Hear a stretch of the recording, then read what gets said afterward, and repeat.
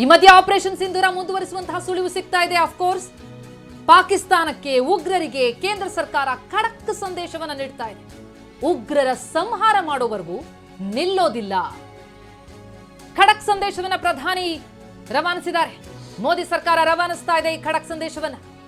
ಈ ಭಯೋತ್ಪಾದನೆಯನ್ನ ಯುದ್ಧವನ್ನ ಪರಿಗಣಿಸ್ತೀವಿ, ಅಂದ್ರೆ ಭಯೋತ್ಪಾದನೆಯ ವಿರುದ್ಧದ ಯುದ್ಧ ಅಂತ ಪರಿಗಣಿಸ್ತೀವಿ.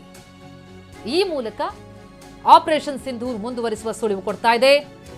ಜೊತೆಗೆ ಉಗ್ರರಿಗಷ್ಟೇ ಅಲ್ಲ, ಪಾಕಿಸ್ತಾನಕ್ಕೂ ಖಡಕ್ ಸಂದೇಶ. ಗಮನಿಸ್ತಾ ಇದ್ದೀವಿ, 8 ಏರ್ಬೇಸ್ಗಳು ಪಾಕಿಸ್ತಾನದಲ್ಲಿ ಧ್ವಂಸ ಆದವು. ಉಗ್ರರಿಗೆ ಪೋಷಣೆ ಕೊಡ್ತಾ ಉಗ್ರರ ಅಡಗುತಾಣಗಳನ್ನೇ ತಮ್ಮ ದೇಶದಲ್ಲಿ ಇಟ್ಕೊಂಡಿರುವಂತಹ ಪಾಕಿಸ್ತಾನಕ್ಕೆ ಉತ್ತರ ಕೊಡಲೇಬೇಕಾಗಿದೆ. ಪದೇ ಪದೇ ಕಾಲು ಕೆರ್ಕೊಂಡು ಬರ್ತಾಲೇ ಇದೆ ಪಾಕಿಸ್ತಾನ. 300-400 ಡ್ರೋನ್ಗಳು ನಾವು ಗಮನಿಸಿದ್ವಿ. ನಮ್ಮ ಎಲ್ಲ ನಾಗರಿಕರಿರುವಂತಹವರ ಮೇಲೆ, ನಾಗರಿಕರಿರುವಂತಹ ಜಾಗದ ಮೇಲೆ ಈ ದಾಳಿಗಳಾಗ್ತಾ ಇರುವಂಥದ್ದು. ಪದೇ ಪದೇ ಅಂಥದ್ದೇ ಒಂದು ದುಸ್ಸಾಹಸಕ್ಕೆ ಕೈ ಹಾಕ್ತಾ ಇದೆ ಪಾಕಿಸ್ತಾನ.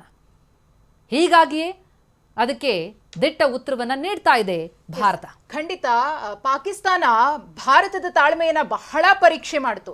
ಒಬ್ಬ ಮನುಷ್ಯ ಎಷ್ಟು ತಾಳ್ಮೆಯಿಂದ ಇರ್ತಾನೆ ಅನ್ನೋದನ್ನ ಪದೇ ಪದೇ ಪರೀಕ್ಷೆ ಮಾಡೋದಕ್ಕೆ ಹೋದ್ರೆ ಆ ತಾಳ್ಮೆಯ ಕಟ್ಟೆ ಒಡೆದು ಅದರ ಪರಿಣಾಮ ಹೇಗಿರುತ್ತೆ ಅನ್ನೋದಕ್ಕೆ ಇದೀಗ ಭಾರತೀಯ ಸೇನೆ ಪಾಕಿಸ್ತಾನದ ವಿರುದ್ಧ ಮಾಡ್ತಾ ಇರುವಂತಹ ಪ್ರತಿದಾಳಿಗಳೇ ನಿದರ್ಶನವಾಗಿ ನಿಂತ್ಕೊಂಡಿದೆ.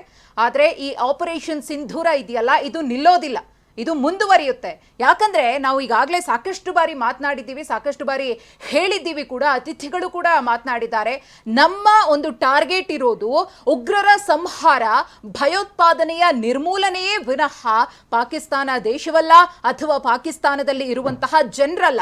ನಮ್ಮ ಹೋರಾಟ ಉಗ್ರರ ವಿರುದ್ಧ, ಅದನ್ನ ಬುಡ ಸಮೇತ ಕಿತ್ತು ಹಾಕೋವರೆಗೂ ಕೂಡ ನಾವು ವಿಶ್ರಮಿಸೋದಿಲ್ಲ ಅಂತ ಹೇಳಿ ಭಾರತೀಯ ಸೇನೆ, ಭಾರತ ಸರ್ಕಾರ ಇದೀಗ ಪಾಕಿಸ್ತಾನಕ್ಕೆ ಖಡಕ್ ಸೂಚನೆಯನ್ನ ಕೊಟ್ಟಿದೆ. ಆದ್ರೆ ಪಾಕಿಸ್ತಾನದ ಬುದ್ಧಿ ಇದೆಯಲ್ಲ, ಇದು ಯಾವತ್ತೂ ಕೂಡ ಬದಲಾಗೋದಿಲ್ಲ. ಒಂದು ಗಾದೆ ಇದೆ, ಹುಟ್ಟುಗುಣ ಸುಟ್ರೂ ಹೋಗಲ್ಲ ಅಂತಾರಲ್ಲ, ಆ ಒಂದು ಕ್ಯಾಟಗರಿಗೆ ಸೇರಿರುವುದವರು ಪಾಕಿಸ್ತಾನದ ಒಂದಷ್ಟು ಮಂದಿ. ಯಾರೋ ಮಾಡಿದಂತಹ ಒಂದಷ್ಟು ಕುಕೃತ್ಯಕ್ಕೆ ಅಥವಾ ನೀಚ ಕೃತ್ಯಕ್ಕೆ ಒಂದಷ್ಟು ಮಂದಿ ಅಮಾಯಕ ಜನರು ಪಾಕಿಸ್ತಾನದಲ್ಲಿ ಇರುವವರು ಕೂಡ ನರಳಾಡ್ತಾ ಇದ್ದಾರೆ. ಅದು ಈಗ ನಮ್ಮ ಮುಂದೆ ಇರುವಂತಹ ಸತ್ಯ.